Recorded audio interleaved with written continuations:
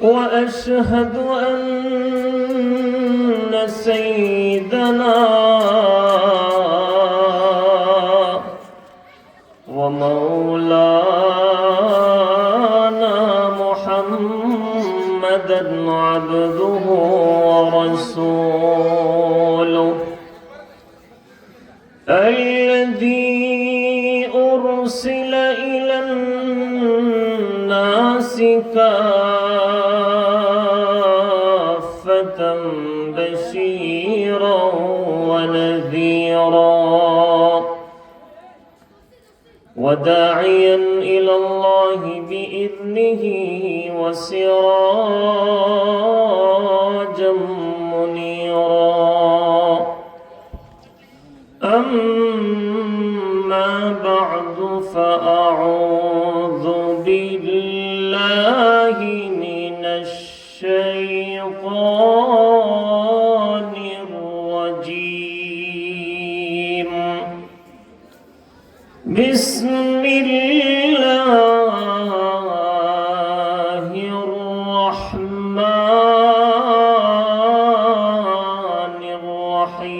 الرحيم.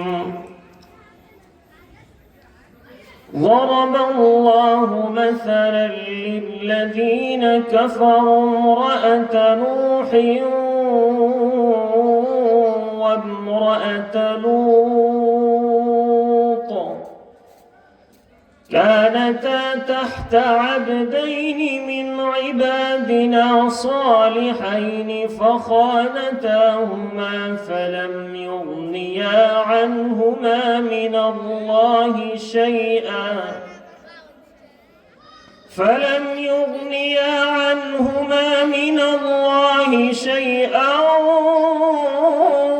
وقيل ادخلا النار مع الداخلين. وضرب الله مثلا للذين آمنوا امرأة فرعون إذ قالت رب ابن لي بيتا عندك بيتا في الجنة ونجني من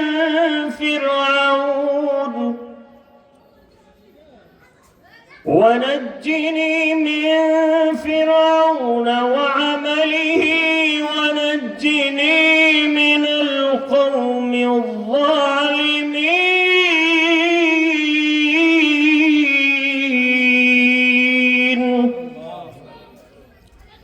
صدق الله العظيم. وقال رسول الله صلى الله عليه وسلم من مات فقد قامت قيامته أو كما قال عليه الصلاة والسلام. وقال تعالى في شان حبيبه مخبرا وآمرا إن الله وملائكته يصلون على النبي يا أيها الذين آمنوا صلوا عليه وسلموا تسليما. صلى الله على سيدنا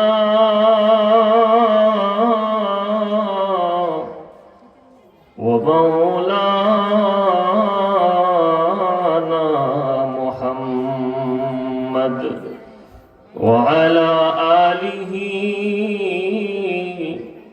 وأصحابه وسلم. সকলে বলি সাল্লাল্লাহু আলা সাইয়্যিদিনা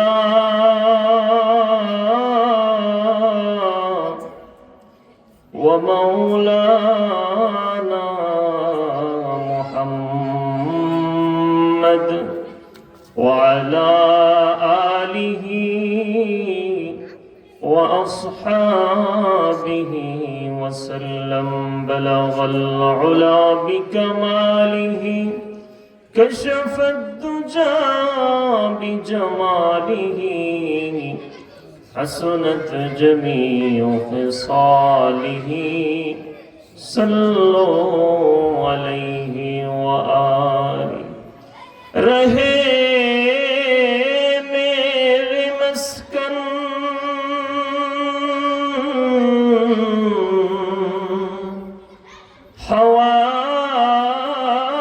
حوالی کعبہ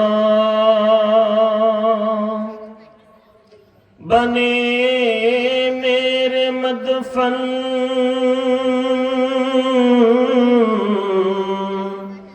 دیار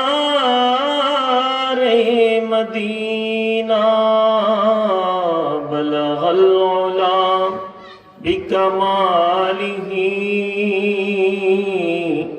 کشف الدجى بجمالہ حسنت جميع خصاله صلوا عليه وآله جمال حسن یوسف پر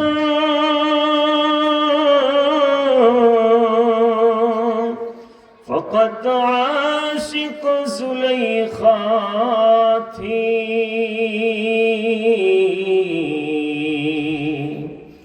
تمہارے روئے روشن پر فدا ساری جہانی ہے بلغ العلا بکمالہ کشف الدجى بجمالہ حسنت جميع خصاله صلوا عليه وآله চরশিবপুর আয়েশা সিদ্দিকা মহিলা মাদ্রাসা কর্তৃক আয়োজিত প্রথম বার্ষিক তাফসীরুল কোরআন মাহফিলের সম্মানিত সভাপতি, মঞ্চে উপবিষ্ট জাতির কর্ণধার সম্মানিত উলামা ইকরাম, মুরব্বিয়ানে ইজাম, পর্দার আড়ালে অবস্থানরত অত্যন্ত শ্রদ্ধেয় মা ও বোনেরা, সর্বপ্রথম সেই মালিকের দরবারে আমরা শুকর আদায় করছি, যিনি আমাদেরকে সলাতুল ইশার জামাত আদায় করার পরে জান্নাতের বাগানে কোরআন ও হাদিসের আলোচনা শুনবার এবং বলার তৌফিক দান করেছেন। সেজন্য প্রাণ খুলে আওয়াজ ছেড়ে উচ্চ কণ্ঠে শুকর আদায় করি আলহামদুলিল্লাহ। আমি আবারও শুকরিয়া আদায় করছি আজকে এই মঞ্চে বসে আমার প্রিয় ভাই বন্ধুবর, আমরা একসাথেই পড়াশোনা করেছি। আমাদের মাদ্রাসার পড়াশোনার একেবারে শুরু, ফাউন্ডেশন যেই বাগানে আজকে বসে কথা বলছি, যেই মাঠে বসে কথা বলছি, এই মাঠ, এই আঙ্গিনার, এই মাদ্রাসা, অনেক স্মৃতি আমাদের এখানে পড়ে রয়েছে। এই মাদ্রাসাটাকে আমরা আমাদের হৃদয়ে ধারণ করি। এই মাদ্রাসা যদি এখানে প্রতিষ্ঠিত না হতো, এমনও হতো এতগুলা ওলামায়ে কেরাম আমরা আমাদের চোখে এলাকাতে জন্মাতে আমরা দেখতাম না। কথা ঠিক না বেঠিক? এবং এই মাদ্রাসার শুরু থেকে এই পর্যন্ত যেই মহিমান্বিত ব্যক্তি, যার গুণগান শুরু করে শেষ করতে পারবো না, আমাদের সকলের সেরেতাজ, চরশিবপুর এলাকার ছোট বড় সকলের মুরব্বী, সকল ওলামায়ে কেরামদের মাথার মুকুট তথা হোমনা ও বাঞ্ছারামপুর থানার ইত্তেফাকুল মাদারিসুল কওমি আরবিয়া মাদ্রাসার সম্মানিত সভাপতি জনাব হযরত মাওলানা হাফেজ মহিউদ্দিন ফারুকী সাহেব, দামাত বারাকাতুহুমুল আলিয়া। আল্লাহ তাআলা হযরতের হায়াতে বারাকা দান করুক, সকলে বলি আমিন। হযরতের অক্লান্ত পরিশ্রমের মেহনতের বিনিময়ে আমরা যে কথা বলছি, আমরা হুজুরের ফসল, কথা ঠিক না ঠিক? এলাকার অনেক মুরব্বিয়ান একরাম, যদিও আজকের এই মাদ্রাসার মাহফিলটা হলো আমার বন্ধুবর মৌলানা শেখ সাদি সাহেবের, তারপরও আমি আমার মাদ্রাসা, যেই মাদ্রাসার কারণে আজকে, যেই মাদ্রাসা থেকে লেখাপড়া করার কারণে মঞ্চে বসে কথা বলার সুযোগ পাচ্ছি, এই মাদ্রাসাকে নিয়ে দু চারটি কথা না বললেই নয়, তাহলে আল্লাহ নারাজ হবে। এই মাদ্রাসার পিছনে এলাকার অনেক মুরব্বিয়ান একরাম শ্রম দিয়ে আজকে কবরের জমিনে চরশিবপুরের পশ্চিম পারে কবরস্থানে শুয়ে আছে। অনেক মুরব্বীরা আজকে আপনারা জীবিত আছেন, যারা নিজের পরিবার থেকে বেশি ভালোবাসেন চরশিবপুর কেফায়েতুল উলুম এই মাদ্রাসাকে, কথা ঠিক না ঠিক? কারো থেকে কারো অবদান কোনো অংশে কম নয়। বর্তমানে বেঁচে আছেন আমাদের এলাকার মুরব্বী সাবেক চেয়ারম্যান জনাব হারুন সাহেব। উনি এই মাদ্রাসা এবং মসজিদ এই এলাকার জন্য অক্লান্ত পরিশ্রম অতীত করেছেন, এখনো করছেন। আল্লাহ তাআলা যতদিন হায়াতে বাঁচাবেন ততদিন করে যাবেন।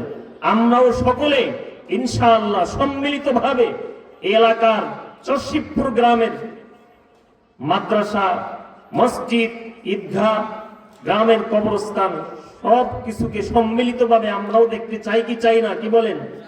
মুরব্বীরা আপনারা দোয়া করে যাবেন, মরণ পর্যন্ত দোয়া করবেন। আল্লাহ যেন এই চারটা প্রতিষ্ঠানকে সামনে রেখে এলাকার হাজার হাজার মানুষকে আল্লাহ তাআলা ঐক্যবদ্ধ থাকার তৌফিক দান করে, সকলে বলি আমিন। আজকে যে আয়েশা সিদ্দিকা মহিলা মাদ্রাসা, আজকে যে আমাদের বিভিন্ন মাদ্রাসা আমাদের হয়েছে, আশেপাশে প্রায় অনেকগুলা মাদ্রাসা। মাদ্রাসা হলে মাদ্রাসাতে কি পড়াশোনা হচ্ছে, কি বলেন? আল্লাহ পাকের কোরআন শেখানো হচ্ছে সেখানে, রাসূল আরবি সাল্লাল্লাহু আলাইহি ওয়াসাল্লাম হাদিস পাঠদান হচ্ছে সেখানে। সবগুলোর মূলে কোন মাদ্রাসা? আমাদের চরশিবপুর কেফায়েতুল উলুম মাদ্রাসা। কারণ সবগুলো পরিচালনা যারা করছেন তারা কারা? তারা এই মাদ্রাসারই ফসল, কথা ঠিক না ঠিক? সম্মানিত হাজরিন, আজকে যেই মাদ্রাসার ছাত্রীরা আপনাদের সামনে এত সুন্দর করে কোরআনুল কারীমের তেলাওয়াত শোনালো, নবীজির শানে হামদে বারি তাআলা, নাতে রাসূল সাল্লাল্লাহু আলাইহি ওয়াসাল্লাম পড়ে আমাদেরকে শোনালো, আমরা এতে খুশি না বেজার, কি বলেন? আমার ভাগিনা হাফেজ মাওলানা মুফতি মাসুম বিল্লাহর মেয়ে অত্যন্ত চমৎকার করে পবিত্র মহাগ্রন্থ আল কোরআনুল কারীমের সর্বপ্রথম সূরা সূরাতুল ফাতিহা অত্যন্ত চমৎকার করে তেলাওয়াত করে শুনিয়েছেন, পাশাপাশি বঙ্গানুবাদ করলেন, ইংরেজিতে সেই অনুবাদ করে আমাদেরকে শোনালেন। আলহামদুলিল্লাহ বলি, আলহামদুলিল্লাহ। এই মাদ্রাসার বয়স মনে হয় 1 বছর এখনো হয় নাই, তাতেই মাদ্রাসার ফসল আমরা আমাদের চোখের সামনেই দেখতে পাচ্ছি। আমি আজকে সারাদিন বাড়িতে বসে বসে এই মাদ্রাসার ছাত্রীদের কোরআনের তেলাওয়াত, তাদের যে হামদে বারি তাআলা, গজল, ইসলামী সঙ্গীত এত সুন্দর করে চমৎকার করে তারা নিজেরা পড়লো, অনেক আনন্দিত হয়েছে। সর্বশেষ একটাই দোয়া করছি, আল্লাহ এই মাদ্রাসারই তো ফসল, আমরা এই মাদ্রাসা থাকার কারণে আমার মনে আছে এই মাঠেই সর্বপ্রথম হাফেজদের মধ্য থেকে যার মাথায় পাগড়ি উঠছিল সেই মানুষটা আমি এখন যে কথা বলতেছি, সকলে বলে আলহামদুলিল্লাহ। এই মাদ্রাসার সর্বপ্রথম হাফেজে কোরআন আমি নগণ্য গোলাম। এই মাঠেই, এই মঞ্চে আমার মাথায় আমার উস্তাজুল আসাতিজা হাফেজ মাওলানা মুহিউদ্দিন ফারুকী সাহেব মাথায় পাগড়ি পরিয়ে দিয়েছিলেন। আজকে ওনাদের হাতের ছোঁয়ায়, ওনাদের দোয়ার বরকতে আমরা বিভিন্ন জায়গায় কোরআনের ফেরি করে বেড়াচ্ছি, বিভিন্ন জায়গায় গিয়ে দ্বীনের প্রচার করছি, মানুষ মুগ্ধ হচ্ছে, দ্বীনের পথে মানুষ আসছে। এটা কি আপনাদের জন্য দোয়ার বিষয় না, কি বলেন? যে কোন এলাকার সন্তান, এই ছেলেটার বাড়ি কোথায়, ওই এলাকার মানুষের জন্য তারা হৃদয় দিয়ে দোয়া করে। কথা ঠিক না বেঠিক? এত কষ্ট করার পরে আঞ্জাম দিয়েছে, মাহফিল সুন্দরভাবে বাগানটা সাজিয়েছে। বাজারে যখন ঢুকি অনেক মানুষ, লোক সমাগম দেখা গেল। মানুষের ভিড়ের কারণে প্রবেশ করা কঠিন হয়ে যাচ্ছিল। বিনীত অনুরোধ থাকবে আপনাদের কাছে, সকলে আমরা মাহফিলের প্যান্ডেলে বসে যাই। আলহামদুলিল্লাহ অনেক মুরব্বিয়ান একরাম বসে গেছেন। আমি আমার মূল আলোচনা এখনই শুরু করছি। সম্মানিত হাজিরিন, পবিত্র কোরআনুল কারীমের 28 নম্বর পারা সূরাতুত তাহরীমের একেবারে শেষের দুটা আয়াতে কারিমা তেলাওয়াত করেছি।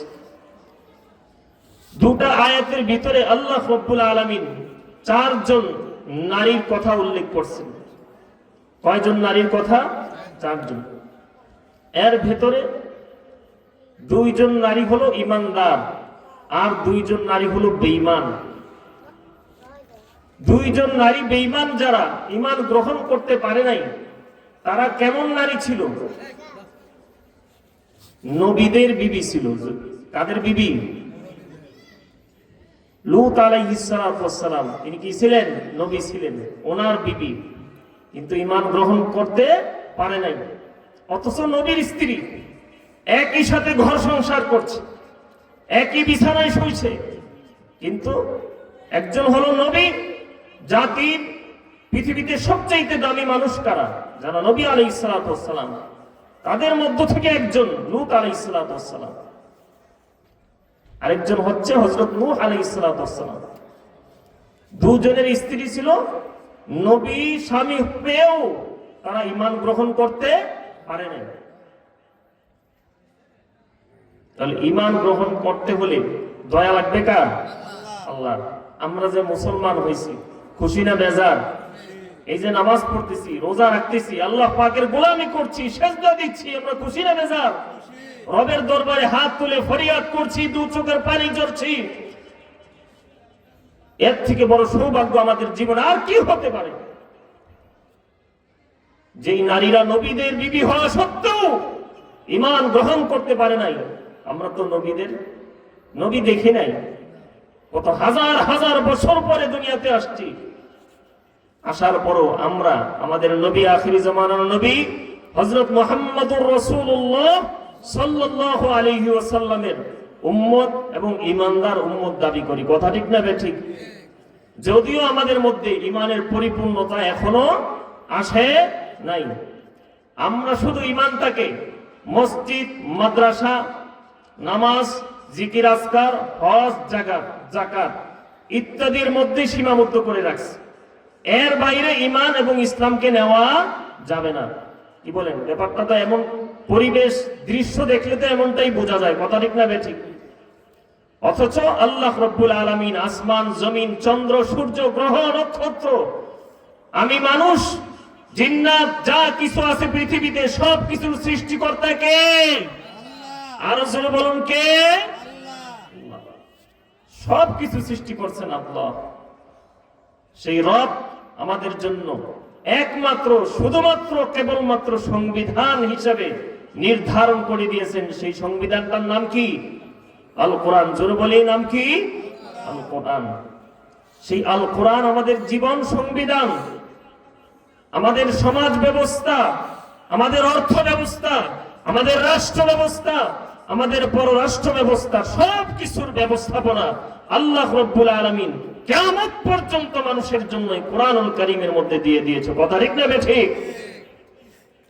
কিন্তু আজকে আমরা সেই কোরআনকে মৃত্যুর পরে স্মরণ করি।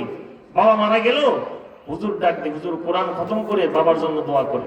3 দিন পরে হুজুর কোরআন খতম করে বাবার জন্য দোয়া করেন। 40 দিন পার হলে বাবার জন্য কোরআন খতম করে হুজুর দোয়া করেন। বছরে একবার বাবার জন্য হুজুর ডাক দিয়ে কোরআন খতম করে দোয়া পড়াই। শুধু এতটুকুর মধ্যেই আমরা কোরআনুল কারীমকে সীমাবদ্ধ রাখছি। আল্লাহর গোলাম, কিয়ামতের মাঠে, কঠিন মুসিবতের দিনে রবের দরবারে আমরা কি হিসাব দিব? সম্মানিত হাজিরিন, এই 2 জন মহিলা নবীদের বিবি হওয়া সত্ত্বেও ঈমান গ্রহণ করতে পারে নাই। আল্লাহ রাব্বুল আলামিন উদাহরণ দিয়ে বুঝাচ্ছেন পরের আয়াতে আল্লাহ তাআলা আরো দুইজন নারীর কথা আনছে। একজন হইল ফেরাউনের বিবি। কার বিবি? ফেরাউনের বিবি। কি বলেন, ইমানদার ছিল না? কেমন ইমানদার? আমাদের মতো সাধারণ, তা ফু দিলেই তো আমরা উড়ে যাই। কথা ঠিক নেবে ঠিক? একজন বড় নেতা আইসা যদি বলে হুজুর বন্ধ করেন ওয়াজ, আমি হুজুর তো তার ভয়ে বন্ধ করে দিতে, এমন মার্কা ইমানদার আমরা। কথা ঠিক নেবে ঠিক? সম্মানিত হাজরিন, ফেরাউনের বিবির নাম কি? বিবি আসিয়া। আসিয়ার কথা আল্লাহ রাব্বুল আলামিন কুরআনুল কারীমে, আসিয়া কি নবী ছিল? না, একজন ইমানদার ছিল। বিবি আসিয়ার কথা আল্লাহ রাব্বুল আলামিন কুরআনুল কারীমের মধ্যে আল্লাহ তাআলা আয়াত অবতীর্ণ করে তাকে সম্মানিত করেছেন। বলি সুবহানাল্লাহ। ফেরাউনের বিবি আসিয়া কেমন ইমানদার ছিল আল্লাহ রাব্বুল আলামিন কুরআনুল কারীমের মধ্যে তুলে ধরেছেন। শুধু বিবি আসিয়া নয়, ফেরাউনের ঘরে একজন কাজের মহিলা ছিল, কাজের মহিলা দাসী। ওই কাজের মহিলা ঘরের কাজগুলো আঞ্জাম দিত। একদিন ফেরাউনের মেয়ের মাথার চুলগুলো আশ্রাচ্ছিল, হঠাৎ তার হাত থেকে চিরুনিটা মাটিতে খসে পড়ল। মাটিতে পড়ার সঙ্গে সঙ্গে বিসমিল্লাহ পড়ে সেই চিরুনিটা ফেরাউনের দাসী নিজের হাতে উঠাইয়া আবার চুল আশ্রাইতে লাগলো। বলি সুবহানাল্লাহ। ফেরাউনের মেয়ে যখন তার মুখ থেকে বিসমিল্লাহ শব্দের আওয়াজটা শুনলেন, দাসীকে ডাক দিয়ে বলছে, তুমি কোন রবের নাম আমার সামনে স্মরণ করলাম? সেই রব আবার কে? তার পরিচয় কি? রব বলতে তো একমাত্র আমরা জানি ফেরাউনকে। ফেরাউন নিজেকে কি বলতো? আনা রব্বুকুমুল আলা, সবচেয়ে বড় রব আমি। জোরে বলি নাউজুবিল্লাহ। আমি ছাড়া আর কোন রব নাই। নাউজুবিল্লাহ। ফেরাউনের মেয়ে এই সংবাদ ফেরাউনের কাছে গিয়ে বলছে। রাজ দরবারে বক্তৃতারত অবস্থায় ফেরাউন তার মেয়ে বাবাকে ডাক দিয়ে বলছে, বাবা তুমি কিসের রব? আমি তো আসল রবের সন্ধান পেয়ে গেলাম, আসল রবের সন্ধান আমি পেয়ে গেছি। জোরে বলি সুবহানাল্লাহ। ফেরাউন ডাক দিয়ে বলে, আমাকে বাদ দিয়ে পৃথিবীতে আবার কোন রব দুনিয়াতে আসছে? ফেরাউনের মেয়ে ডাক দিয়ে বলছে, তিনি এমন রব যিনি আমার রব, যিনি তোমার রব, যিনি আসমান জমিন সব কিছুর রব একমাত্র আল্লাহ। তিনি আর কেউ নাই, তিনি আমার রব আল্লাহ। মেয়েকে ডাক দিয়ে বলতেছে, তুই এই সংবাদটা কার থেকে পাইলি? মেয়ে বলছে, আমাদের ঘরের যে দাসী কাজের মহিলা, তার মুখ থেকে আমি রবের সন্ধান পেয়েছি। তার হাতে আমি ঈমান গ্রহণ করে এমনকি ঈমানদার হয়ে পর্যন্ত গেছি। জোরে বলি সুবহানাল্লাহ। অথচ ফেরাউন নিজেকে রব বলে দাবি করে, নিজের গৌরের খবর নাই। ফেরাউনের বিবি হযরত মূসা আলাইহিস সালাতু ওয়াস সালাম ফেরাউনের জাদুকরদের সামনে যখন মুজিজা স্বরূপ ওনার হাত থেকে লাঠিটা ছেড়েছিল, অজগর সাপে রূপান্তরিত হয়ে জাদুকরদের সকল সাপকে এক মুহূর্তেই গিলে নিল। মুহূর্তেই ফেরাউনের সকল জাদুকররা কালিমা পড়ে ঈমানদার হয়ে গেছে। সুবহানাল্লাহ। এই সংবাদ পাওয়ার সাথে সাথে হাজার হাজার ফেরাউনের ভাড়াকৃত জাদুকররা যখন ঈমানদার হয়ে গেছে, ফেরাউনের বিবি এই সংবাদ পাওয়ার সাথে সাথে নিজেও যে ঈমানদার, সেই ঈমানের কথা ফেরাউনের সামনে প্রকাশ করলো। বলি সুবহানাল্লাহ। ফেরাউন এবার বিবিকে ডাক দিয়ে বলছে, হে বিবি, এখনো তোমার সময় আছে, সাবধান হয়ে যাও। তুমি যেই রবের পথ ধরছো, সেই রবের পথ থেকে ফিরে এসে আমাকে রব হিসেবে তুমি স্বীকৃতি দাও, অন্যথায় তোমাকে জীবন্ত মেরে ফেলা হবে। ফেরাউনের বিবি আসিয়া বলে, আমি যে রবের প্রতি ঈমান গ্রহণ করেছি, সেই রবের ঈমান গ্রহণ করা থেকে আমি এক বিন্দু পরিমাণ পিছপা হব না। তুমি যদি আমার জীবনটা পর্যন্ত নিয়ে নাও আমার কোনো আপত্তি থাকবে না। আল্লাহু আকবার, আর জোরে বলি আল্লাহু আকবার। কেমন ইমানদার! ফেরাউন তার লোকদলকে ডাক দিয়ে বলছে, তার হাত এবং পা পেরাগ মেরে গাছের সাথে একেবারে আটকিয়ে দাও। দুই হাতের মধ্যে পেরাগ মেরে কাঠের সাথে পেরাগের মধ্যে হাতটাকে ঢেলে পিছনে লাগিয়ে দেওয়া হলো। দুই পা পেরাগ মেরে কাঠের সাথে লাগিয়ে দেওয়া হলো, রৌদ্রের তাপের মধ্যে নিয়ে যাওয়া হলো। ফেরাউন তার বিবিকে ডাক দিয়ে বলছে, এখনো সময় আছে, ঈমান গ্রহণ করা থেকে তুমি ফিরে আসো। বিবি আসিয়া ডাক দিয়ে বলে, না, এক মুহূর্তের জন্য আমি আমার রবকে ভুলতে পারি না। আল্লাহ। ফেরাউন বলে, আসিয়া রে দাও গো বিবি কালিমা ছেড়ে। ফেরাউন বলে, আসিয়া রে দাও গো বিবি কালিমা ছেড়ে। আসিয়ায় বলে, জীবন থাকতে, আসিয়ায় বলে জীবন থাকতে তবু সর্বনা ইল্লাল্লাহ লা ইলাহা। মুহাব্বতের সাথে জিকির করি, লা ইলাহা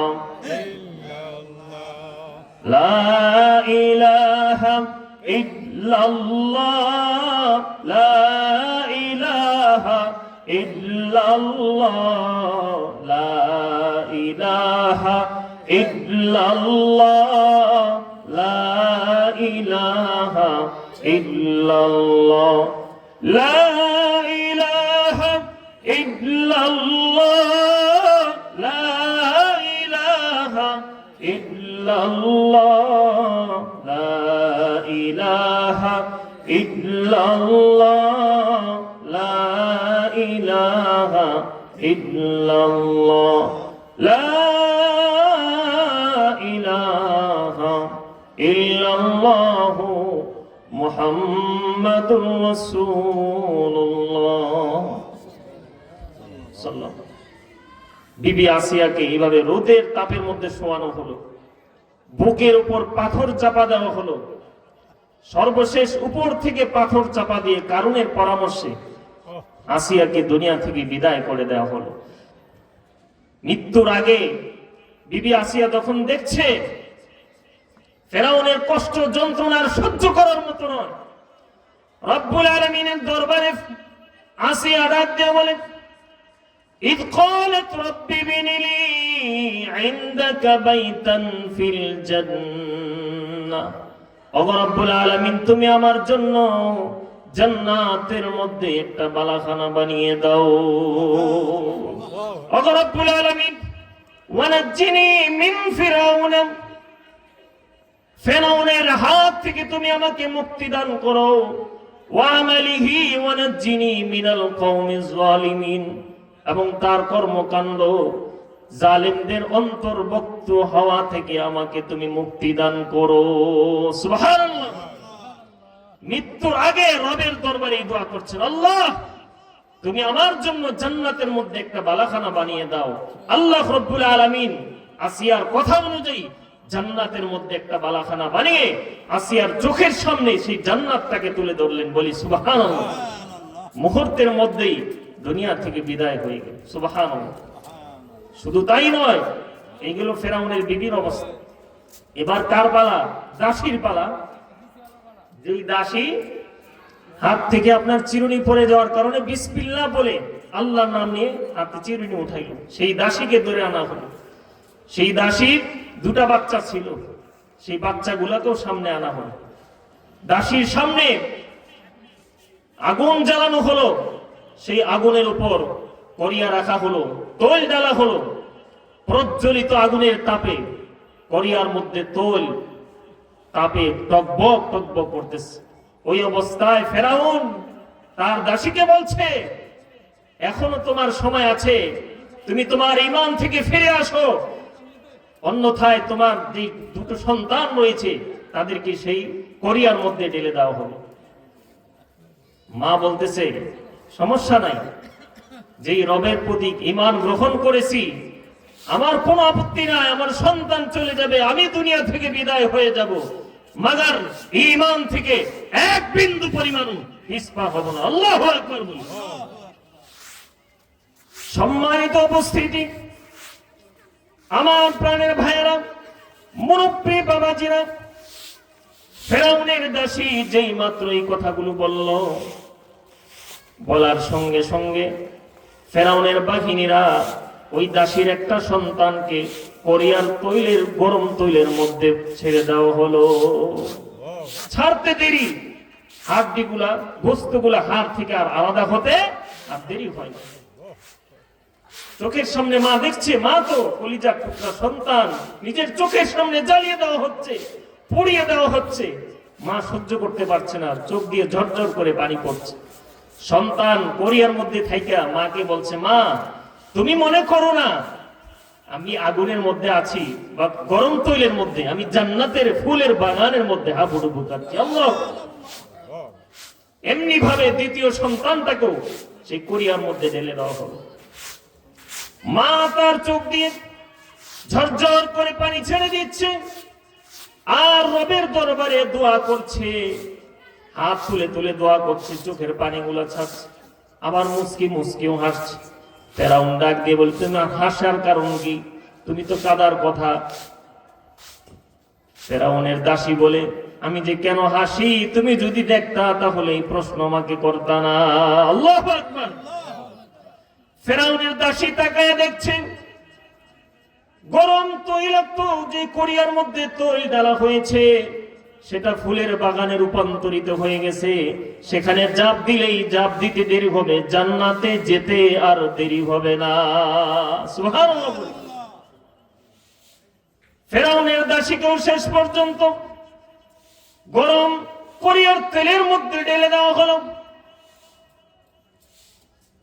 কোরিয়ার তেলের মধ্যে ডুবার আগে ফেরাউন সেই দাসীকে বলছিল, তোমার মৃত্যুর আগে কোনো চাওয়া পাওয়া আছে কিনা, তুমি যদি আমাদের কাছে তোমার কোনো আবদার বলো সেই আবদার আমরা অবশ্যই অবশ্যই রক্ষা করব।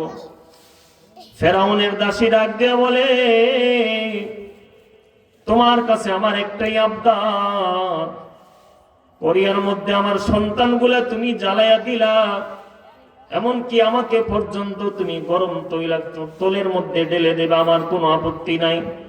তবে তোমার কাছে আমার একটাই আবদার, আমি সহ আমার সন্তানদের হাড়গুলা, যে হাড়গুলা রয়েছে সেই হাড়গুলা একটা কবরের মধ্যে তুমি দাফন করে ফেলবা। কয়টা কবরের মধ্যে? একটা কবরের মধ্যে। কথা অনুযায়ী সব হাড়গুলো একত্রিত করে একটা জায়গায় মাটির নিচে দাফন করা হলো।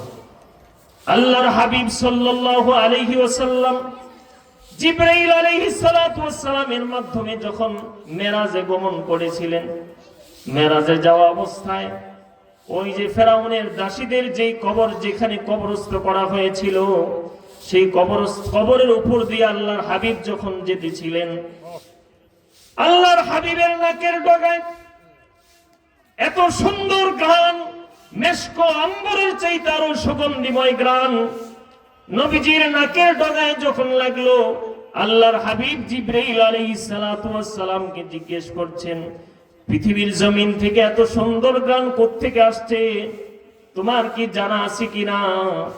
জিবরাইল আমিন ডাক দিয়ে বলে, এত সুন্দর ঘ্রাণ এটা হলো ফেরাউনের দাসী তার সন্তান সহ ফেরাউন কোরিয়ার মধ্যে যে গরম তোলের মধ্যে ঢেলে তাদেরকে হত্যা করেছিল এবং তাদের হাড় গোড়গুলা যেই মাটিতে দাফন করা হচ্ছিল সেই মাটির উপর দিয়ে আমরা এখনই গমন করে গেলাম। সুবহানাল্লাহ পড়ি।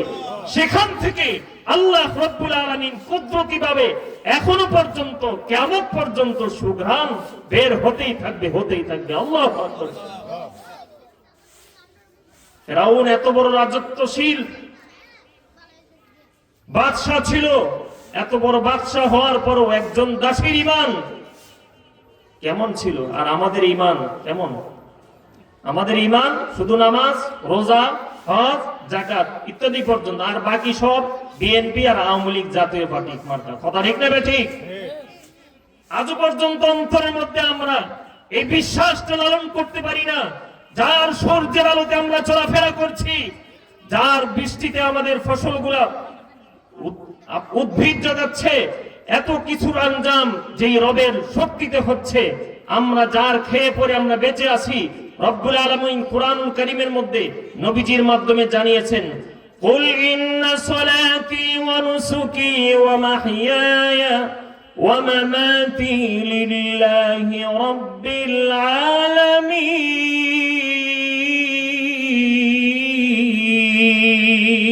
আল্লাহু আকবার। ইন্না সলাতি আমার নামাজ, ওয়া নুসুকি আমার কুরবানি, ওয়া মাহইয়ায়া আমার জীবন, ওয়া মামাতি আমার মৃত্যু, লিল্লাহি রাব্বিল আলামিন উভয় জগতের মালিকের জন্য একমাত্র নিবেদিত। কথা ঠিক না ঠিক? অথচ আমরা আমাদের জীবন, আমাদের অর্থ, আমাদের মরণ কোথায় আমরা ব্যয় করছি? দুনিয়ার পিছনে, পরকালের জন্য। ইসলাম জিন্দা হবে পৃথিবীতে, এই ভূখণ্ডে, এই জমিনে প্রতিষ্ঠিত হবে, সেজন্য আমাদের কোনো ফিকির আছে? নাই। অথচ বাংলাদেশে বড় বড় উলামা ইকরামগণ এগুলো নিয়ে এখন ফিকির করছে, কিভাবে সকল মুসলিম উম্মাহকে ঐক্যবদ্ধ করা যায় উলামা ইকরামদের ঐক্যবদ্ধ হওয়ার মাধ্যমে। কথা ঠিক না ঠিক? আজকে আমরা সেই সোনালী দৃশ্য আমরা দেখতে পেয়েছি। বাংলাদেশের ইসলামী আন্দোলনের সংগ্রামী আমির জনাব আলহাজ মুফতি সৈয়দ রেজাউল করিম পীর সাহেব চরমনাই এবং বাংলাদেশ জামাত ইসলামীর সম্মানিত আমির উভয়ে একসঙ্গে কুশল বিনিময় করছে। আমরা এতে খুশি না বেজার? সকলে বলি আলহামদুলিল্লাহ। আগামী দিনে আমরা আশা করি আস্তে আস্তে ইসলামের সুমহান বাড়ি বাংলাদেশের প্রতিটা ইঞ্চি মাটিতে প্রতিষ্ঠিত হবে। কথা ঠিক না ঠিক? আমাদের সমাজ, আমাদের দেশ, আমাদের সংসদ আগামী দিনে কোরআনময় সংসদ হবে। সকলে বলি আমিন। সর্বশেষ আমি আমার বন্ধুবর জনাব হযরত মাওলানা শেখ সাদি সাহেবের যে মাদ্রাসা এখানে প্রতিষ্ঠিত হয়েছে, মহিলা মাদ্রাসা, এই মহিলা মাদ্রাসার প্রতি আমার মন প্রাণ থেকে দোয়া এবং ভালোবাসা। আপনাদের কাছে অনুরোধ থাকবে, আপনাদের চোখের সামনে আপনারা দেখছেন ছোট ছোট মেয়েরা কত সুন্দর করে কোরআন তেলাওয়াত আমাদেরকে শুনিয়েছে। কথা ঠিক না ঠিক? 1 বছরও হয় নাই মাদ্রাসা চালু হয়েছে। আল্লাহ তাআলা এই মাদ্রাসাকে কিয়ামত পর্যন্তের জন্য কবুল করে। সকলে বলি আমিন।